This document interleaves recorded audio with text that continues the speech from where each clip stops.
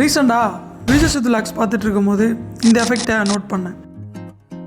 இந்த எஃபெக்டை நீங்கள் எப்படி அச்சீவ் பண்ணலான்னு டாவின்சி ஓப்பன் பண்ணி உங்களோட ஃபுட்டேஜை டைம்லைனில் இம்போர்ட் பண்ணிக்கோங்க. ஸ்டார்டிங் ஃப்ரேமில் இருக்கான்னு செக் பண்ணிவிட்டு ட்ரான்ஸ்ஃபார்மில் ஜூமில் ஒரு கீ ஃப்ரேம் ஆட் பண்ணிக்கோங்க. நெக்ஸ்ட் ஒரு 5 ஃப்ரேம் தள்ளி அகெயின் ஒரு கீ ஃப்ரேம் ஆட் பண்ணிட்டு ஜூமோட வேல்யூவை கொஞ்சம் இன்க்ரீஸ் பண்ணிக்கோங்க. நெக்ஸ்ட்டு ஆல்ட்டை கிளிக் பண்ணி ஒரு டூப்ளிகேட் லேயர் எடுத்து டூப்ளிகேட் லேயரை V3 ட்ராக்கில் ப்ளேஸ் பண்ணிக்கோங்க. நெக்ஸ்ட்டு நீங்கள் கலர் பேஜ் வந்துட்டு விண்டோ டூல் கிளிக் பண்ணிட்டு பென் டூல் எடுத்து உங்களோட சப்ஜெக்டை மட்டும் செலக்ட் பண்ணிக்கோங்க. ஒன்ஸ் செலக்ட் பண்ணி முடிச்சதுக்கப்புறம் ரைட் கிளிக் பண்ணி ஆட் ஆல்ஃபா அவுட்புட் கொடுத்துக்கோங்க. இந்த ப்ளூ லிங்கை லிங்க் பண்ணி விட்டுட்டு நெக்ஸ்ட்டு நீங்கள் ட்ராக்கர் வந்துட்டு ட்ராக்கிங் கொடுத்துக்கோங்க.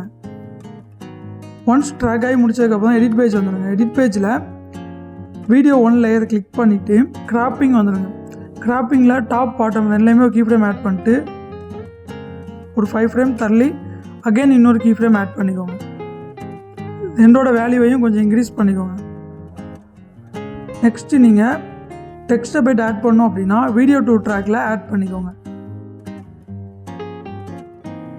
நெக்ஸ்ட்டு வீடியோட எண்ட் ஃப்ரேமுக்கு வந்துட்டு அகெயின் கிராப்பிங்கில் டாப் பாட்டம் ரெண்டுலேயுமே ஒரு கீ ஃப்ரேம் ஆட் பண்ணிக்கோங்க. நெக்ஸ்ட் ஒரு 5 ஃப்ரேம் தள்ளி இன்னொரு கீ ஃப்ரேம் ஆட் பண்ணிக்கோங்க. இப்போ ரெண்டோட வேல்யூவையும் 0 பண்ணிக்கோங்க.